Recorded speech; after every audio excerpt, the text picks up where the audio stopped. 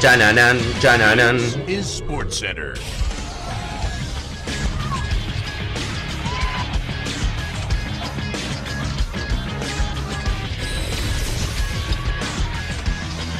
Hola gente, ¿cómo andan? Un saludo grande para todos, yo soy San y hoy les traigo un nuevo video. En el día de hoy vamos a estar repasando la historia detrás de la caída del imperio de Joseph Blatter en la FIFA, lo que después los medios titularían como el famoso FIFA Gate. Vamos a hablar desde el comienzo de la historia, cuándo fue el momento clave en que explotó todo, hasta el final y el desenlace, y también vamos a ir un par de años más atrás a ver cuándo fue que comenzó realmente la corrupción en el fútbol y en la FIFA puntualmente. Así que espero que les guste mucho la idea del video, que dejen su me gusta y se suscriban al canal activando la campanita, que me sigan en las redes sociales y también en los canales secundarios que están en la descripción, y que ahora sí, arrancamos con el video.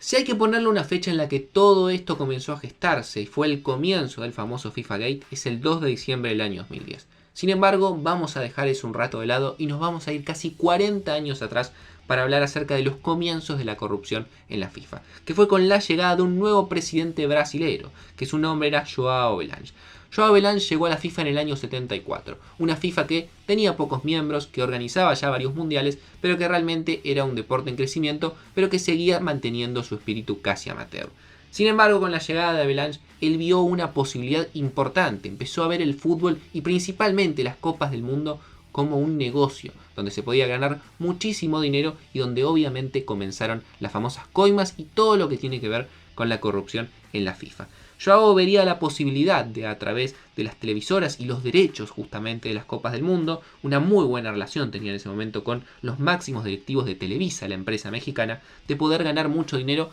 para la FIFA y obviamente también para cada uno de los máximos directivos de esta institución. Además tenía grandes relaciones con Adidas, que se metía en prácticamente todos los negocios que estaban involucrados en ese momento, siendo una de las marcas deportivas líderes, y también se cuenta que durante los años en los cuales él fue presidente, si bien el Mundial de Argentina ya estaba establecido, con toda la crisis que había de la dictadura militar, muchos creían que no se iba a hacer, pero él quiso hacerlo sí o sí, y además fue uno de los que terminó armando acuerdos con Videla, el presidente de facto de Argentina, para poder inclusive ganar dinero él, más allá de lo que ocurría en el país, que poco le importaba.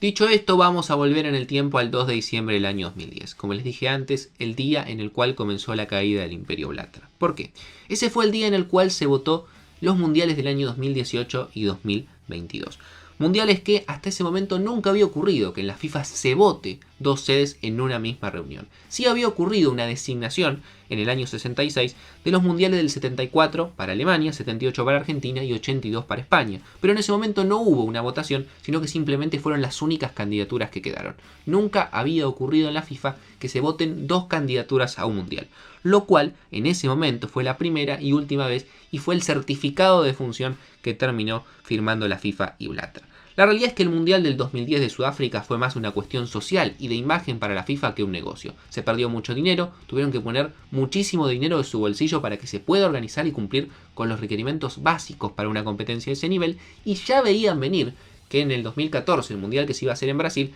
iba a ir por el mismo camino y la FIFA prácticamente no iba a ganar nada. Por lo cual, sabían que estas dos candidaturas que venían próximamente, era el momento de hacer un buen negocio y ganar mucho dinero para la FIFA y obviamente para sus máximos dirigentes.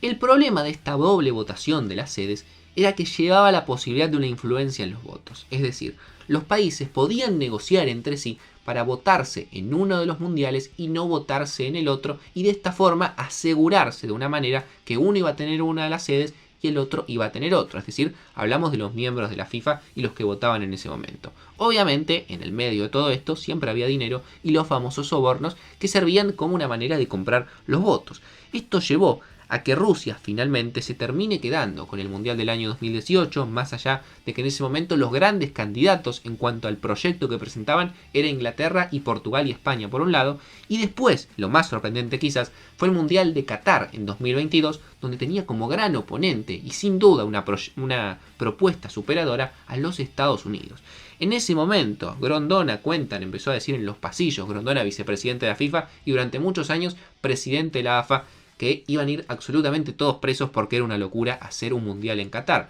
obviamente en referencia a que sabía que se habían comprado votos. Un mundial en Qatar con las temperaturas que había, en un país que era prácticamente todo desierto y un país en el cual se sabía que había muchísimo dinero, que era lo único que nos faltaba en Qatar. Claramente había ocurrido algo raro para que le elijan por sobre Estados Unidos, que tenía grandes estadios y una infraestructura terrible para organizar un evento de esta magnitud.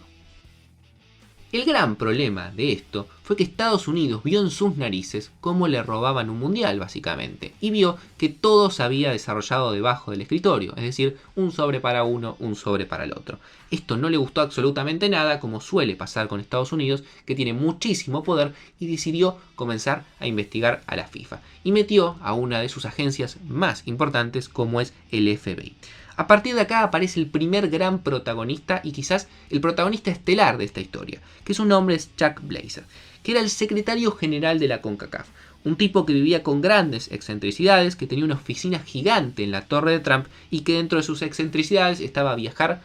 por todo el mundo en un jet privado y tenía inclusive alquilado un departamento propio solamente para que vivan sus gatos. Ante esto, el FBI y la Agencia Impositiva de Estados Unidos decidió comenzar a investigarlo a él y descubrió que hacía más de 17 años que no presentaba su declaración fiscal, por lo cual lo fueron a buscar en el año 2011 y le dieron dos alternativas. O vas preso por evasión de impuestos, que son varios años en los Estados Unidos y además iba a tener que pagar mucho dinero, o te convertís en el soplón, como se le dice, el topo, como le quieran decir, del FBI dentro de la FIFA. Obviamente lo que le estaban planteando era básicamente fundar el FIFA Gate, cosa que él no dudó para nada y a partir de ese momento se convirtió en espía del FBI dentro de la FIFA. Durante 2 años, entre el 2011 y el 2013, siempre vía mail para que quede asentado, comenzó a citar uno a uno a algunos de los máximos dirigentes de la cúpula de la FIFA. Tenía reuniones en las cuales se hablaban de temas que claramente contenían ciertas partes ilegales y todo estaba grabado porque llevaba un micrófono puesto por el FBI. Una vez de que se hizo absolutamente todo esto, en el año 2013 a Chuck la FIFA lo termina expulsando o suspendiendo porque descubren que tenía un terreno que había recibido casi 20 millones de dólares donde tenía que haber construido un predio para la CONCACAF y no construyó absolutamente nada y se guardó la guita. Sin embargo, en el momento que lo terminan despidiendo, ya era tarde porque todo el trabajo de inteligencia y toda la información que había recopilado era lo suficientemente necesaria para que el FBI termine metiéndose con la FIFA. Estados Unidos, en este caso que trabajó casi durante 4 años, decidió aplicar la ley RICO, que era la misma ley que había aplicado en la década del 70 para poder encarcelar a las principales familias mafiosas que en ese momento reinaban principalmente en Nueva York, pero en general en todos los Estados Unidos, que era una ley contra el crimen organizado, que le permitía poder encarcelar a personas por formar parte de una organización criminal. Es decir, si no podían probar un hecho puntual o un delito, por formar parte de esa organización y sospecharlo, lo podían encarcelar igual. Por lo cual, lo que hizo Estados Unidos es considerar a la FIFA una organización criminal y a cada uno de sus miembros como criminales dentro de un delito de crimen organizado. Fue así que llegó el famoso día del operativo, que fue el 27 de mayo del año 2015. Ese 27 de mayo del año 2015, a 2 días de las elecciones de presidente en la FIFA, se presentó la policía suiza, bajo una orden jurídica de los Estados Unidos, en Zúrich, más precisamente en el hotel Bar Aulac, y detuvo a varios de los principales dirigentes de la cúpula de la FIFA. También es cierto que si bien se detuvieron a 7 de estos dirigentes, varios terminaron escapando, como el caso de Alejandro Bursaco, que si bien no era un dirigente, era un tipo que estaba muy ligado con todo esto de las coimas, era el presidente de torneos y competencias, era un argentino, que después se terminaría entregando y se convertiría en otro de los actores principales, porque fue uno de los topos que también terminó contando absolutamente todo, que como él había pagado más de 160 millones de dólares en coimas a distintos dirigentes dentro del fútbol de Conmebol para poderse quedar con los derechos televisivos de alguna de las principales competencias, como en ese momento había sido la Copa América del año 2011. Obviamente, después de esto, las elecciones siguieron en la FIFA, Blatter ganó, pero 4 días después, con todo este FIFA Gate ya explotado y conocido en el mundo, decidió renunciar porque decía que no tenía el apoyo de todos. Obviamente el viejo se quería escapar y no quería más quilombo, y la verdad que bastante barata la terminó sacando. ¿Cuál fue finalmente el resultado de todo este operativo? Bueno, 26 de los máximos dirigentes de la FIFA y también involucrados, como el caso de Bursaco, terminaron detenidos. Dentro de ellos estaban, por ejemplo, Jack Warner, que era el presidente en ese momento de la CONCACAF, y también estaba Naput, que era en ese momento el presidente de la Conmebol. Además, 10 terminaron bajo pedido de captura, es decir, 36 digamos que fueron los que realmente terminaron sufriendo sanciones o en realidad fueron acusados de crímenes a nivel penal. Sin embargo, ¿qué es lo que terminó ocurriendo? Estos 36 involucrados eran todos de CONCACAF y Conmebol. No la ligó ningún asiático, no la ligó ningún africano y obviamente no la ligó ningún europeo. Por lo cual, terminó llamando mucho la atención las sentencias que se terminaron dictando. Por el lado de Blatter y Platini, solamente fueron suspendidos por 8 años, con la posibilidad de ejercer cargos dentro del mundo del fútbol debido a un soborno que le había dado Platini de cerca de 2 millones de dólares para que no se presentara a la candidatura de presidente en el año 2015 de la FIFA. Es lo único que le pudieron probar ellos dos, mientras que el resto terminaron todos en cana. Así que espero que les haya gustado la idea del video, que obviamente es una historia que está llena de un montón de cosas turbias y que muchas cosas nunca se terminaron de probar, pero fue cómo se gestó y finalmente cómo se resolvió el famoso FIFA Gate. Síganme en las redes sociales, suscríbanse al canal activando la campanita y nos vemos mañana en otro video.